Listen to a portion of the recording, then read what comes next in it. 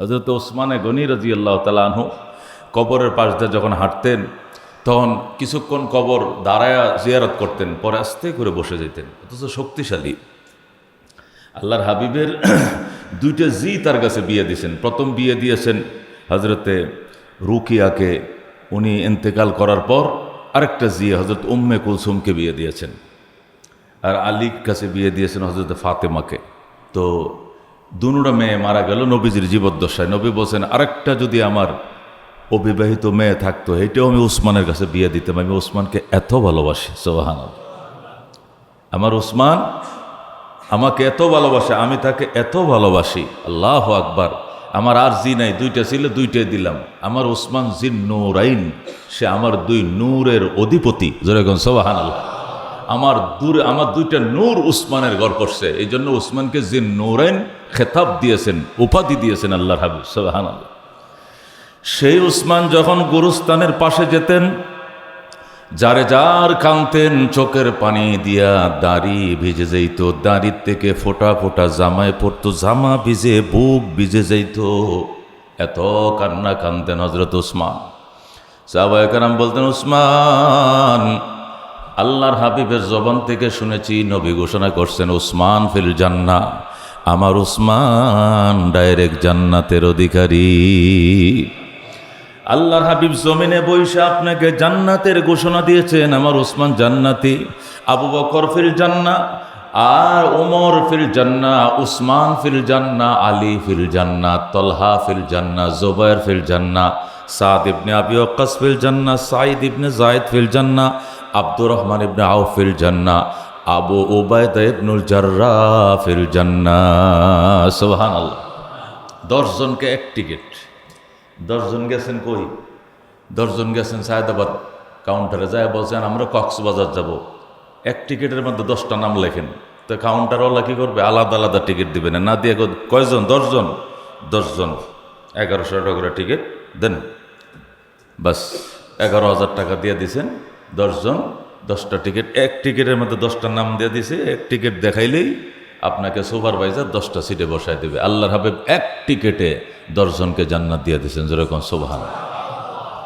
অন্য টিকিটে হাসান হোসেন তারা 2 ভাইকে আলাদা টিকিটে জান্নাত দিয়েছেন, ফাতেমাকে আলাদা টিকিটে জান্নাত দিয়েছেন, হযরত খাদিজা আয়েশাকে ওনাদের জন্য আলাদা টিকিটে জান্নাত দিয়েছেন। অন্যান্য টিকিটও আছে, কিন্তু এই টিকিটে তারা 10 জনের নাম, তার মধ্যে উসমানের নাম 3 নম্বর। যেরকম সুবহানাল্লাহ। কি মনে করছেন সেই উসমান? আল্লাহু আকবার। নবীজি ওই দিনও বলছিলাম আমি, মদিনা শরীফ নবী যখন হিজরত করে গেলেন তো মদিনার মানুষ আদর করে শরবতের গ্লাস নিয়ে আসছে নবীকে পান করার জন্য। আল্লাহর হাবিব চিনি দেওয়া শরবত, তারপরে করলেন কেন পানি নুনা লাগে, কেন কড়া লাগে, কেন নুনা? পানি যদি নুনা হয়, এটা যত চিনি দেন নুনার ভাবটা কিন্তু এখানে থাকবে। ওই আমাদের দক্ষিণবঙ্গে পানি, ঠিক আছে, ওই দক্ষিণবঙ্গে বঙ্গোপসাগরের পারে যাদের বাড়ি ওইদিকে, এরা টিউবওয়েল দিয়ে পানি উঠাক আর জেনতে উঠাক, পানি একটু কড়া কড়া থাকবে, নুনা নুনা থাকবে। এটা চিনি লেবু যাই দেন না কেন ওই ভাবটা থাকবে। মদিনার মানুষ আল্লাহর হাবিবকে কুয়ার থেকে পানি উঠাইয়া শরবত দিলেন। আল্লাহর হাবিব শরবত এক ডুব পান করে আমার কাছে তো স্বাদ লাগতেছে না পানিটা। হুজুর আমগো দেশের পানি একটু নুনা। আল্লাহর হাবিব বলেন নুনা পানি খাওয়া লাগবে এই দেশে, আল্লাহ এই দেশে আমাকে আনলো কেন? যে দেশের পানি নুনা এই দেশে আমাকে আসতে দিল কেন, আমার আনলো কেন? আমি নুনা পানি পান করব না। আল্লাহ তে আমরা পানির ব্যবস্থা কোত্থেকে করব? আমাদের তো আর কোনো পানির ব্যবস্থা নেই। মরুভূমির দেশে কুয়া আছে, কুয়োর থেকে পানি উঠাই, একটু হালকা হালকা নুনা লাগে। আল্লাহর হাবিব বললেন, যে ব্যক্তি মিষ্টি পানির ব্যবস্থা করিবে তার জন্য আমি জান্নাতের জিম্মা নিলাম। যেরকম সুবহানাল্লাহ। যেই ঘোষণা হয়ে গেল যে আমার জন্য দুনিয়াতে মিষ্টি পানির আয়োজন করবে, তার জন্য জান্নাতের কাউসারের আয়োজন আমি করব। সুবহানাল্লাহ। উসমান পাগল হয়ে গেল। উসমান জীবনে আছে আর কি, পয়গম্বরের মুখে শুনছি উসমান হইল শিল্পপতি, তা সব তো শেষই করে দিয়েছে, এখনো যা আছে সবার মিললে তা নাই। শিল্পপতি এই যুদ্ধে যুদ্ধে দিতে দিতে তো শেষ সব, এখনো যা আছে সবার মিলে আনসার মহাজের সবার মিললে তা নাই, আমি একলা যা আছে সব উৎসর্গ করে দেব, তবু আমি জান্নাত কিনে দেব। সুবহানাল্লাহ। বস্তা ভরা দিনার মানে স্বর্ণ মুদ্রা, দিরহাম মানে রৌপ্য মুদ্রা, বস্তা ভরে নিয়ে মদিনার গলিতে উটের ফিটে করে রওনা করলেন। ও মদিনার মানুষ, কোন কুয়ার পানি মিষ্টি আমাকে দেখাও। পুরা মদিনা অঞ্চলের যত কুয়া আছে সমস্ত কুয়ার পাশে উঠ থেকে নেমে বালতি দিয়ে পানি উঠায় মুখে টেস্ট করে, না এই একই পানি, স্বপ্ন না, ঘটনা কি? ঘুরতে ঘুরতে ক্লান্ত হয়ে গেলেন ওসমান, এক জায়গায় বসে কাঁদতেছেন। তো এক বুড়া মুরব্বী কয়, বাবা বাড়ি কই? ও বাড়ি মক্কা। ও আচ্ছা, এই দেশে আইছেন কি লেগে? কয় আমি নবীর সাথী হইয়া, সফর সঙ্গী হইয়া, পয়গম্বর চলে আসছেন আমগো দেশ থেকে এই দেশে, এই জন্য ওনার সঙ্গে ওনার মহব্বতে আমিও চলে আসি। সুবহানাল্লাহ। তো মুরব্বী বলে, আহারে বিদেশে ছেলে, এই জন্য তো মানুষে মারে, বিদেশে মানুষ তো, এই জন্য মদিনার মানুষ মনে হয় আপনার সাথে দুর্ব্যবহার করছে, এই জন্য কান্দেন। না, কোনো দুর্ব্যবহার করে না কেউ, তো কাঁদেন কেন? ওসমান বলে, চাচা কান্দি, আল্লাহর হাবিব সাল্লাল্লাহু আলাইহি সাল্লামকে আল্লাহ রাব্বুল আলামিন এমন দেশে সৃষ্টি করেছিলেন যে দেশে জান্নাতের নহর জমজম আছে। সুবহানাল্লাহ। জমজমের পানি পান করাইয়া আল্লাহ তার বন্ধুকে জীবনভর পালছে। জমজমের পানিতে নবী ওযু বানাইছেন, জমজমের পানিতে গোসল করছেন, জমজমের পানি পান করছেন। জমজমের সাথে জান্নাতের সাথে ডাইরেক্ট কানেকশন। সুবহানাল্লাহ। কিন্তু ভাগ্যের পরিহাস, কাফেরদের নির্যাতন সইতে না পেরে আল্লাহর হাবিব আমাদেরকে নিয়ে মদিনায় তাশরিফ আনলেন। ইয়াসরিবে আসলেন, তখন মদিনার নাম ছিল ইয়াসরিব। ইয়াসরিব আইসা দেখে এখানে রোগ বিমারের ডিফু। ইয়াসরিব তো এমন জায়গা যেখানে আসলেই মানুষ অসুস্থ হয়, রোগ বিমারের ডিফু। আল্লাহর হাবিব সাল্লাল্লাহু আলাইহি সাল্লাম আইসা সাহাবায়ে কেরামকে নিয়ে মোনাজাতে হাত বাড়ান, আল্লাহ এমন জায়গায় আমাকে আনলেন, এখানে নাকি আইলেই জন্ডিস হয়, এই আমশা হয়, পেট খারাপ হয়, শরীর হলুদ হয়ে যায়, এমন জায়গায় আমাকে আনলেন কেন? আল্লাহ হাবিব সাল্লাল্লাহু আলাইহি সাল্লামকে আল্লাহ বলেন, আপনি হাত বাড়ান, আপনি বলেন, আমার কাছে বলেন, এই ইয়াসরব থাকবে না, আপনার কদমের বরকতে আমি সোনার মদিনা বানায় দেবো। যেরকম সুবহান। এরপরে আল্লাহর হাবিব দোয়া শুরু করলেন। মদিনার থেকে ইয়াসরিব থেকে যত রোগ বিমার ছিল ইহুদি বস্তি খায়বরে আল্লাহ ট্রান্সফার করে দিলেন, সব গেল খায়বরে। মদিনার থেকে 40-45 কিলোমিটার দূর খায়বর, সব এখান থেকে খায়বরে রোগ বিমার সব ইহুদি বস্তি, এর তো মাগদুবি আলাইহিম, এর তো অভিশপ্ত জাতি। আল্লাহ এখানকার রোগ বলায় সব অভিশপ্ত জাতি ইহুদি অঞ্চলে বস্তিতে ট্রান্সফার করে দিলেন। আর বললেন, আজকের থেকে এর নাম ইয়াসরব নয়, এর নাম হলো মদিনাতুর রাসূল সাল্লাল্লাহু আলাইহি সাল্লাম। মদিনা মানে নগরী, এটা আমার রসুলের নগরী। মদিনা শরীফ এটা আমার বন্ধুর নগরী, সোনার মদিনা। যেরকম সুবহান। বাস হয়ে গেল, রোগ বিমার গেল গা, এখন পানি। আল্লাহু আকবার। হযরত ওসমান রাদিয়াল্লাহু তাআলা আনহু বলেন, ওই চাচার সঙ্গে কথা বলতে বলতে চাচা এক পর্যায়ে বলেন, আচ্ছা আপনাদের নবী যে আসছে মক্কার থেকে ইয়াসরবের কোন জায়গায় তিনি আস্তানা গেড়েছেন? তখন বলল যে বকিয়ে গরকদের পাশে। বকিয়ে গরকত মানে জান্নাতুল বকি যে গুরুস্থানটা আছে মদিনা শরীফ রওজার পাশে, এটাকে আগের থেকে এটাকে বকিয়া গরকত বলা হতো। বকিয়ে গরকদের পাশে আমাদের নবী যে আস্তানা গেড়েছেন। মুরব্বীকে, ও তাহলে ওসমান তুমি জানো না, বকি গরকদের বাম পাশে একটা বড় ঝোপঝাড় আছে, তো জঙ্গলের মতো আছে, কাঁটা, বড়ই গাছের কাঁটার মতো ঝোপঝাড় আছে। এই ঝোপঝাড়ের ভিতরে তুমি ঢুকবা, ডুইকা দেখবা পুরাতন আমলের একটা কূপ আছে এখানে। আর এই কূপের পানি শুধু গোটা ইয়াসরব এলাকার মধ্যে একটা কূপের পানি মিষ্টি আছে, আর কোনো মিষ্টি পানি নাই। সুবহানাল্লাহ। আমার তো মনে হয় তোমাদের নবী এখানে আসবেন বলেই আল্লাহ তাআলা এখানকার পানিকে মিষ্টি বানায় রেখে দিয়েছেন। সুবহানাল্লাহ। ওসমান যে লাভ দিল খুশি হইয়া, চাচা তাহলে আপনি আমার উটের উপরে উঠেন, আপনি আমার চিনে দিবেন কোথায় কোয়াটা। বুড়া মুরব্বী উঠছে উটের পিনের, উঠে এসে কয়, এই ঝোপঝাড়ের ভিতরে ঢুকছে, ডুইকে দেখে পরিত্যক্ত, পুরাতন 1000 বছর আগের খুব পরিত্যক্ত, এখানে কেউ যায় না, এটার কোনো মালিকও বেঁচে নাই, এই কূপের মালিকও বেঁচে নাই, এখানে একটা কূপ পড়ে আছে, মানুষ যে ভিতরে জঙ্গলে যায়ও না, ভয় পায়। সেখানে পানি টান দিয়ে উঠায় দেখে মিষ্টি ডালেমের রসের মতো। যেরকম আল্লাহু আকবার। হযরত ওসমান খুশি হয়ে গেলেন, ডাক দেয়া বলেন, চাচা আমি এই কূপের মালিকানা নবীকে বোঝায় দিতে চাই, এই জন্য টাকার বস্তা নিয়ে আমি চলছিলাম, যত টাকা লাগবে আমি ক্রয় করব, কিন্তু এটা কার মালিকানা তার থেকে কেনার জন্য আমাকে সুযোগ করে দেন। বুড়া মানুষটা এলাকার মধ্যে খোঁজখবর নিল, খোঁজখবর নিয়ে জানতে পারল এক বৃদ্ধা নারীর এই কূপ। এই নারীর স্বামী মারা গেছে, তার কোনো সন্তানাদি নাই, বিধবা নারী, বৃদ্ধা, নিঃসন্তান, তার স্বামীর থেকে ওয়ারিশ সূত্রে কোপটা পাইছিল, কিন্তু যেহেতু স্বামীও নাই, তার কোনো সন্তান নাই, সে তার বাপের বাড়িতে চলে গেছে। বাপের বাড়ি কোথায়? ওই উহুদ পাহাড়ের গোড়ায়। হযরত উসমান বললেন, আপনি কি ওই মহিলার বাড়ি চিনবেন? চাচা কয়, জিজ্ঞেস করে করে বের করবো, চলো। আবার এখান থেকে উঠে সোয়ার হইয়া উহুদ পাহাড়ে গোড়ায় গেলেন। যাইয়া ওই বুড়িকে পাইলেন, যাইয়া দেখে বুড়ি রোদ তাপতাছে, রোদে বসে রয়েছে। বৃদ্ধা মানুষ কিন্তু রোদ তাপে সকালবেলা, এরা শরীরে শীত যায় না, রক্ত তো গরম হয় না, ঠান্ডা থাকে। হযরত উসমান সালাম দিয়া সেখানে কথাবার্তা বলতে শুরু করলেন। মহিলা বলল, হ্যাঁ, এই কূপের মালিক আমি। 1000 বছর ধরে মালিকানা চেঞ্জ হইতে হইতে হইতে আমার স্বামী এটার মালিক হয়েছে। আমি তার কাছে বিয়ে বসে, সে আমাকে এই বাড়ির থেকে বিয়ে করে নিয়ে যায়। দীর্ঘদিন 100 বছর সংসার করার পরেও আমাদের কোনো সন্তান নাই, স্বামী মারা যায়। আমি আবার বাবার বাড়িতে চলে আসছি, না আমাকে পালবে কে? এই জন্য কূপের মালিকানা ওয়ারিশ সূত্রে এখন আমি। হযরত উসমান বললেন, মা, আমি আপনার থেকে এই কূপটা ক্রয় করতে চাই। আপনি সংসার চালাবে কে, এই জন্য বাইফুতের দায়িত্বে চলে আসছেন, এমন টাকা আপনাকে দিব, আপনার জিন্দিগি পার হয়েও টাকা বেঁচে যাবে, সারাদিন বসে খাবেন, আমার কাছে কূপটা বিক্রি করবেন। আমি রহমতুল্লিল আলমিনের জন্য এবং তার ফ্যামিলির জন্য এই কুয়াকে আমি ওয়াকফ করে দিব। সুবহানাল্লাহ। এখন এলাকার মানুষ সব জড়া হয়েছে, কি কি কি ব্যাপার, কি ব্যাপার? এই লোক কূপ ক্রয় করতে আসছে। আর ওই বুড়াই কয়, বেটা শিল্পপতি, শিল্পপতি, গরিব না, যা লো এলো, পার্টি বালা পাইছে, সব দিছে ফার্ম। মহিলা কয়, 1 লক্ষ দেড়হাম ছাড়া আমি কুয়া বিক্রি করিব না। যে যুগে 12 দেড়হাম দিয়ে একটা উট কিনা যায়, কয় দেড়হাম দেয়া? শুধু 12 দেড়হাম দিয়ে একটা উট কিনা যায়। সেই যুগে 10 টাকার মালিক না এই মহিলা। এই মহিলা 1 লক্ষ দেড়হাম হাঁকাইল উটের দাম। উসমানে গনি সাথে সাথে বলেন, 1 লক্ষ দেড়হামেই দিলাম, যেরকম সুবহান। তবু আমি কুয়া ক্রয় করতে চাই। সাথে সাথে উসমান টাকা গনে দিলেন।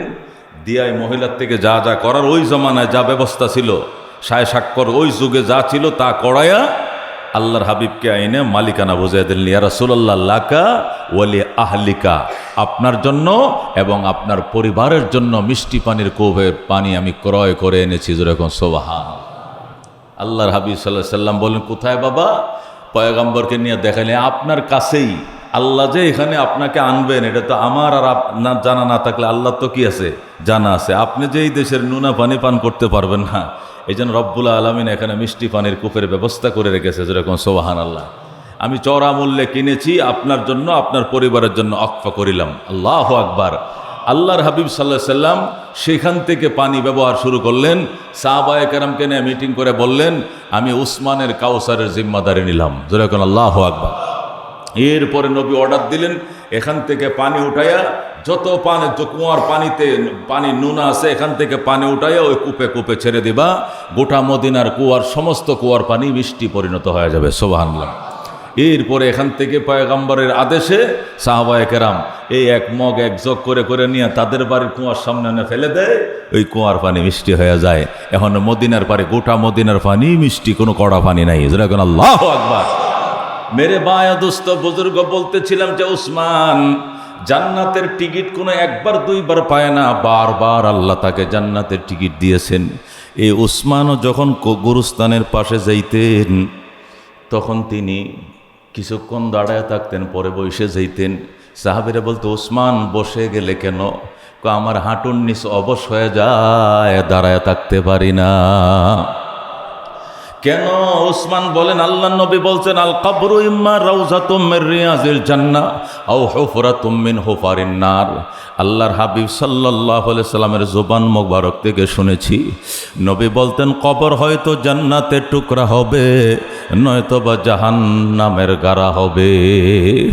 উসমানের কবর যদি জাহান্নামের গাড়া হয়ে যায়, উসমানের কি উপায় হবে? এই কল্পনা মাথায় আসার পর আমি আর দাঁড়ায় থাকতে পারি না, আমার পায়ের গিরা অবশ হয়ে যায়, আমি বইসা যায়। আল্লাহু আকবার। মেরে ভাইয়া দোস্ত বুজুর্গ, এই কবর ডেলি ডাকতেছে, আনা বাইতুল ওয়াহদা, আনা বাইতুল জুলমা। আনা বাইতুল ওয়াহাদা, আনা বাইতুল দূত। আল্লাহর হাবিব বলেন, কবর ডেলি ডাকতেছে, ও ভাই তুমি কিন্তু এখানে আসবে, আমি কিন্তু একাগ্র চিত্তের ঘর, এখানে এসে কোনো সাথী তুমি পাইবা না। আনা বাইতুল জুলমা, আমি অন্ধকার ঘর। দুনিয়ার ঘর বানাইলে জানালা রাখো, দরজা রাখো, আবার লাইটের ব্যবস্থাও থাকে। বিদ্যুৎ চলে গেলে সৌর বিদ্যুৎ থাকে, সৌর বিদ্যুৎ চলে গেলে মোমবাতির ব্যবস্থা হইলেও থাকে, একটা কিছুর ব্যবস্থা থাকে। আনা বাইতুল জুলমা, আমি অন্ধকার ঘর, এখানে আলো নাই, এখানে বাতি নাই, এখানে সাথী নাই। ডাইনেও মাটি, বামেও মাটি, উপরেও মাটি, নিচেও মাটি, নিচে মাটির বিছানা। কবর ডাক দিয়া বলবেন, আমার ডাইনে মাটি, বামে মাটি, সামনে মাটি, পিছনে মাটি, উপরেও মাটি, নিচে মাটির বিছানা। একা একা থাকবে এখানে, ভাইগে যাইতে পারবা না। মাটির বাড়ি, মাটির ঘর, আরে মাটির হবে বিছানা। আসছো একা, যাইবা গো একা, সঙ্গে কেহ যাবে না। এমন গড়ে যাইতে গো হবে, যেই গড়ের নাই সাথী। এমন গড়ে রইতে গো হবে, যেই গড়ের নাই বাতি। মেরে ভাই, দোস্ত, বুজুর্গ, এই জন্য আল্লাহ রব্বুল আলামিন বারবার বলতেছেন, ফাতাবিরু ইয়া উলিল আবসার, ওরে চক্ষুশীলরা, অন্যদের মৃত্যু দেইকা তুমি শিক্ষা গ্রহণ করো। জানাজায় আইলা, কুলকানিতে আইলা, 4 দিনের মিলাতে আইলা, 40 দিনের দোয়ায় আইলা, কত অনুষ্ঠানে শরীক হইলা, কিন্তু কোনোদিন মনের ভিতরে এই কথাটা ফেলো নাই, তুমিও তো একদিন লাশ হইবা। এই কল্পনাও কোনোদিন করো নাই। তোমার জীবনের পরিচালনার ভিতরেও কোনো পরিবর্তন উপলব্ধি হয় না, দেখা যায় না। কেন গো বাবা? অন্যের মৃত্যু দেখে তোমাকে শিক্ষা গ্রহণ করতে হবে। সে যেমনে চলে গেছে, কোটি টাকার মালিক ছিল, আমার ব্যবসায়ী পার্টনার ছিল, আমার ব্যবসায়ী পার্টনার চলে গেছে, তারও কোটি টাকার ব্যবসা ছিল আমার সাথে, সে চলে গেছে, আমিও পার্টনার, আমি একদিন চলে যাব। সুতরাং তার থেকে আমাকে শিক্ষা গ্রহণ করার কথা ছিল। আল্লাহ তাআলা পরিষ্কার বলে দিয়েছেন, কুল্লু মান আলাইহা ফান ওয়া ইয়াবকা ওয়াজহু রাব্বিকা যুল জালালি ওয়াল ইকরাম। কুল্লু মান আলাইহা ফান, এই জমিনের মধ্যে যারাই বসবাস করবে সব ধ্বংস হয়ে যাবে। ওয়া ইয়াবকা ওয়াজহু রাব্বিকা, হে আমার বন্ধু, আপনার রবের সত্তায় শত বাকি থাকবে। যুল জালালি, যিনি মহিমাময়, ওয়াল ইকরাম, যিনি মহিমান্বিত। মহিমাময়, মহিমান্বিত রব ছাড়া জমিনে যা আছে সব ধ্বংস হয়ে যাবে। যেরকম সুবহানাল্লাহ। এই জন্য মেরে ভাই ও দুস্থ বুজুর্গ, আল্লাহ রব্বুল আলামিন পরিষ্কার বলে দিয়েছেন, এই জগতে থাকা যাবে না, এটা থাকার জায়গা নয়, এটা একটা সফর তোমার জন্য। পরদেশে গেলে যেরকম ভিসা নিয়ে যাও, আবার পাসপোর্ট নিয়ে যাও, ভিসার মেয়াদ, পাসপোর্টের মেয়াদ ফুরানোর আগে আগে আবার দেশে ফিরে চলে আসো। আমাদেরও একটা ভিসার পাসপোর্ট দিয়ে আল্লাহ তাআলা আমাদেরকে এই সফরে পাঠাইছেন। এই সফরের মেয়াদ যাদের শেষ হয়ে গেছে, তারা বিদায় হয়ে গেছে। আমাদের সফরের ভিসার মেয়াদ এখনও ফুরায় নাই, এখনও আসি। আমাদের একজন মুসল্লি ভাই, যিনি আমার পিছনে শুক্রবার নামাজ পড়তেন, এবছর নিয়ে আমি 28 বছর ধরে মেম্বরে নামাজ পড়াই। আমার 28 বছরের মুসল্লির সফর শেষ হয়ে গেছে। আজকে ফরজ নামাজের সালাম ফিরানোর পরে ওই মুসাফিরের বিদায়ের নামাজ হবে। ওই মুসাফিরকে আমরা বিদায় জানাবো আনুষ্ঠানিকভাবে। এই জন্য বড় বড় নেতৃবৃন্দ, মান্যবর সমাজের ব্যক্তিরা এখানে এসছেন, আরও শরিক হবেন, জহির ভাই সহ আসার কথা আছে। আলহামদুলিল্লাহ মেরে ভাই ও দোস্ত বুজুর্গ, এখান থেকে আমরা শিক্ষা নেব, আমরা দুনিয়াতে থাকবো না। কথা কোন ঠিক কিনা? আমরা আয়াত আল্লাহ নবী সাল্লাল্লাহু আলাইহি সাল্লাম পরিষ্কার বলছেন, মুতু ক্বাবলা আন তামুতু ওয়া হাসিবু ক্বাবলা আন তুহাসাবু, মুতু ক্বাবলা আন তামুতু।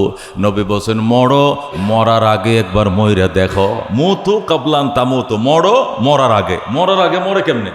মরার আগে মরার একটা ভান ধরো, নীরবে বৈশা কান্দ, হায় আমি যদি এখন মারা যায়, 1 ঘন্টা পরে শুধু মোবাইল যাবে জায়গায় জায়গায়, আমার বাবা নাই, আমার তালই নাই, আমার বড় ভাই নাই, আমার চাচায় নাই, আমার জ্যাডায় নাই বলে শুধু মোবাইল চলতে থাকবে, মাইকিং চলতে থাকবে। কেউ বাঁশ কাটবে, কেউ কবর খনন করবে, কেউ কবর খনন করবে। এই যে শুরু হয়ে যাবে অমুক নাই। আল্লাহ রাব্বুল আলামিনের বন্ধু বলেছেন, এই কথাটা তুমি একটু কল্পনা করো। রাত্রিবেলা বিছানার মাঝে যায় নামাজের মাঝে বসে মন রেখো, মন মনে কর তুই মরে গেছিস, মন মনে কর তুই মরে গেছিস। এখন তোর মৃত্যুর চারদিকে ছড়ানো হচ্ছে তোর মৃত্যুর সংবাদ। এদিক দিয়ে বাঁশঝাড়ে বাঁশও কাটতেছে, আবার কবর খননকারীরা আজিমপুর কবরও করতেছে। একটু পরে একটু পরে তোর কাছে মুনকার নাকির ফেরেশতা আসবে, তোরে উঠাইয়া বসাবে, তোর কাছে প্রশ্ন করবে মার রাব্বুকা অমা দীনুকা অমা নবিয়ুকা। তুই কি প্রশ্নের উত্তর পারবে নি? প্রস্তুতি নিছস নি? এইটাই আল্লাহ নবী বলছেন, মুতু কাবলা আনতা মুতু, তুমি মরো, মরার আগেই। ও হাসিবু কাবলা আন তুহাসাবু, এবং হিসাব মিলাও। ফেরেশতারা তোমাদের থেকে হিসাব নেয়ার আগে ফেরেশতারা কিন্তু হিসাব নিবে, এর আগে নিজের হিসাব নিজে একটু মিলাও। আপনি দোকান বাকি খান, দোকানে মুদির দোকান থেকে দোকান বাকি খান, মুদির দোকানওয়ালা যে কয় টাকা পায় এটা একটা অনুমান আপনার কিন্তু থাকে, যে আমার কাছে 2-2.5 হাজার টাকার মতো পাশে মুদির দোকানওয়ালা পাবে, টাকাটা দেওয়ার দরকার। তাহলে 2.5 হাজার টাকা পায়, এটা কি কোনোদিন কল্পনা করেন যে আমার কাছে 2.5 লাখ টাকা পায় না? কি লেগে? আপনি বাকি খাইলেও আপনার কাছে একটা হিসাব আছে যে এই পরিমাণ টাকা আমার কাছে পাওনা থাকতে পারে, 2500 বা 2600 টাকা বা 2400 এর ভিতরে হবে। এটার মানে এই নয় যে 9,000 টাকা নয়, এর মানে এই নয় যে 9 লাখ টাকা নয়, কারণ আমি যে খাই বাকি খাইলেও আমার একটা হিসাব আছে। নবী কয় ফেরেশতারা তো হিসাব নিবে, নিজের কাছেও একটা হিসাব রাইখো। ফেরেশতারা হিসাব নেবে। আল্লাহু আকবার। মরহুম চরমনার মরহুম পীর সাহেব ইসহাক সাহেব রহমতুল্লাহ আলাইহ, বর্তমান চরমনা পীর সাহেবের যিনি দাদা ছিলেন, উনি তো আল্লাহর কুতুব ছিলেন। হজরতে উজানির কারি ইব্রাহিম সাহেব রহমতুল্লাহ আলাইহির খলিফা ছিলেন, উনি রশিদ আহমদ গঙ্গুই রহমতুল্লাহ আলাইহির খলিফা ছিলেন। যেরকম সুবহান। উনি উজানির দরবার থেকে খেলাফত পাইলেন, খেলাফত পেয়ে চরমনায় গেলেন। যাওয়ার পরে এখন রাত্রেবেলায় ওনারে খুঁজে পাওয়া যায় না, এই হারায় গেছে, খুঁজে পাওয়া যায় মসজিদে সজদায় পড়েছে। আরেকদিন রাত্রে পাওয়া যাইতেছে না, দেখে যায়া এই কোরআন তেলাওয়াত করতেছে। আরেকদিন পাওয়া যাইতেছে না, যায়া দেখে গুরুস্থানে কাঁদতেছে। গভীর রাত, একদম আমাবস্যার অন্ধকার, শীতের মধ্যে পাতলা গেঞ্জে গায়ে দিয়া ওই বাঁশঝাড়ের তলে যায়া একটা বাঙ্গা ফিরা নিয়ে বৈশা কাঁদতেছে। আমার প্রাণ পাখি রে, আমার কালো ময়না রে, একদিন তো যাইবার পাখি উড়িয়া, একদিন তো যাইবার ময়না ছাড়িয়া। ছেলে মেয়েরা পাশে বসে কান্দিবে পাগলের বেশে, পড়বে তারা আল্লাহর কোরআন খুলিয়া। বড় বাড়ি বড় গরম, কিছুই না তোমার, অন্ধকার কবরে রইবা পড়িয়া।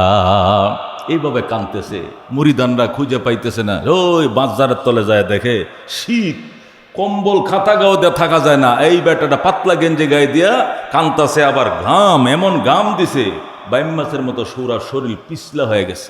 মরহুম ফজলুল করিম বর্তমান পীর সাহেবের যিনি বাবা, ওনার মুখ থেকে শুনছি আমরা দৌড়াইয়া বাবাকে আনতে গেলাম, কাঁধে নেই, কাঁধের থেকে পড়ে যায়, এমন পিছলা হয়েছে শরীর, কাঁধে নিলে পড়ে যায়। আর আমার কয় আমি কাঁদতেছি, তোর আমার নিস না, আমি কাঁদতে দে, আমাকে কাঁদতে দে। আল্লাহু আকবার, আমাকে কাঁদতে দে। জোর করে আনছি। আপনার কি ভয় লাগে না? কাঁদবেন, মসজিদে বসে কাঁদেন, কাঁদবেন ঘরে বসে, তাহাজ্জুদ পড়েন, যায় নামাজে বসে কাঁদেন, গুরুস্থানে বসে কাঁদেন কিল্লিকে? যেখানে কান্না আসে, চোখে পানি আসে, সেখানে যাইতে মন চায়। যেখানে গেলে দিল নরম হয়, সেখানে যাইতে মন চায়। আল্লাহ নবী কবর জিয়ারত করতে বলছেন কেন? কবরের পাশে গেলে কবরের কথা মনে হয় যে এই নিরিবিলি জায়গায় আমাকেও থুইয়া চলে যাবে, এই নিরিবিলি জায়গায় আমাকেও আসতে হবে। এখন বাড়িতে নিয়ে বলতেছে যে আপনি কানবেন, এখানে আর কোনো দিন যায়েন না গুরুস্থানে। এত রাত্রে আপনাকে হারায় ফেললে আমাদের খুব ভয় লাগে। আপনার নিজেরও তো ভয় থাকার কথা। অন্ধকার আমাবস্যার, আবার বাঁশুবের তলে, বাঁশঝাড়ের তলে, নিম গাছের নিচে। আল্লাহু আকবার। আল্লাহরে বলতেন বাজান, বরিশালে বাসায়, বাজান ও দুনিয়ার কবরস্থানে যদি ভয় পায়, ডাক দিলে তোমরা আইবা, আমি ভয় পাইতেছি, টর্চ লাইট নিয়ে আইবা, লাইট নিয়ে আইবা, আমার উদ্ধার করবা, আমার ভয় কেটে যাবে। কিন্তু কবরে যদি ভয় পাও আর কান্দ, সেখানে তোমার ভয় ছোটানোর জন্য কেউ আসবে না। কবরের আযাব মানুষ যদি দেখিত, কবরের আযাব মানুষ যদি দেখিত, গরবারি সারিয়ায় জংলায় থাকিত, গরবারি ছাড়িয়ায় জংলায় থাকিত। এমন কান্না শুরু করছে, তোরা আমার আনলি কি লেগে, আমার কানতে দিলে না কেন? এখানে বসে কান্দেন। এরপরে শুরু করছে কান্না। আল্লাহ ওনাদেরকে কথা বললে চোখ দিয়ে পানি এসে যেত, কথা বললে চোখ দিয়ে পানি এসে যেত। ওই কামাই তারা করছিল, আমাদের তো সেই কামাই নাই। এরপরে নে বসাইছে, এনে বসেন, এখানে বসে কানবেন, আমরা আশপাশে আসি, অসুবিধা নেই, কানদেন। আবার কান্না শুরু করছে, জীবনে না করিলাম বন্দিগি, গুনাহ করে কাটাইলাম জিন্দেগি, তওবা করে আবার তওবা ভাঙ্গিলাম, অবশেষে খাটি তওবা করিলাম। তুমি যদি মাপ না করো আল্লাহ বান্দারে, বলো তোমার বান্দা যাবে কার কাছে? মেরে ভাই ও দোস্ত বুজুর্গ, এই জন্য আজকে আরেকজনের মৃত্যুর জানাজায় শরীক হয়ে দিলকে বলবো, ও দিল, ও মন, তুই তো জানোস না তোর সফর কবে শেষ হবে, তুমি তো জানো না তোমার ভিসার মেয়াদ কবে শেষ হবে, তুমিও প্রস্তুতি গ্রহণ করো। এখানে মুরব্বীরা কেউ নাই, আমরাও থাকবো না, আমাদের পূর্বপুরুষরা নাই, আমরাও থাকবো না। এটা সত্য কথা, এটা সিদ্ধ কথা, এটা মেনে নিতে হবে, এটার মধ্যে দ্বিমত করার কোনো সুযোগ নাই। ইমানদার হইলেও মরণ বিশ্বাস করে, বেঈমান হলে বিশ্বাস করে, ইহুদি নাসারাও বিশ্বাস করে, হিন্দু বিশ্বাস করে, আস্তিকও বিশ্বাস করে, নাস্তিকও বিশ্বাস করে যে জীবনের আয়োজন একদিন ফুরিয়ে যাবে। কথা কোন ঠিক কিনা? এই জন্য মেরে ভাই ও দোস্ত বুজুর্গ, আল্লাহ তাআলার দরবারে আমরা প্রস্তুতি গ্রহণ করি। পরকালে যাওয়ার পরে যদি কোনো ফেরেশতারা জিজ্ঞাসা করে, জমিনে কয় বিঘা জমিন ছিল তোমার, কয়টা বাড়ি ছিল ঢাকা শহরে, ছেলে কয়জন ছিল, মেয়ে কয়জন ছিল, একটু মনে থাকবে না, কিচ্ছু মনে থাকবে। পরকালটা চোখের সামনে আসার সাথে সাথে এ তুচ্ছ দুনিয়াটা একদম মনেই থাকবে না, কিচ্ছু মনে থাকবে না, একে সব ভুলে যাবে। পরকালের 1 সেকেন্ডের সুখ শান্তির সামনে দুনিয়ার 70 বছর সুখ শান্তির কোনো তুলনা হবে না। যেরকম আল্লাহু আকবার। জাহান্নামের 1 সেকেন্ডের আযাবের সামনে 70 বছরের বিলাসবহুল জীবনের কোনো তুলনা হবে না। 1 সেকেন্ড আযাবে সব ধূলিসাৎ করে দিবে। আর পরকালের 1 মিনিটের আরামের সামনে 70-80 বছরের আরাম, এটা কোনো তুলনায় চলবে না। এমন শান্তি, এমন আরাম আল্লাহ তাআলা পরকালে রাখছেন। আমরা সেই দেশের বাসিন্দা, আমরা সেই জগৎকে বিশ্বাস করি, সেটা দিলে লালনও করি, এর জন্য আয়োজন করি। আল্লাহ তাআলা আমাদেরকে পরকালের প্রস্তুতি গ্রহণ করে দুনিয়ার থেকে সফর শেষ করার তৌফিক দান করুক, আমিন। ওয়া আখিরু দাওয়ানা আনিল হামদুলিল্লাহি রাব্বিল আলামিন। যারা সুন্নত পড়ে না, 4 রাকাত সুন্নত পড়ে নেই।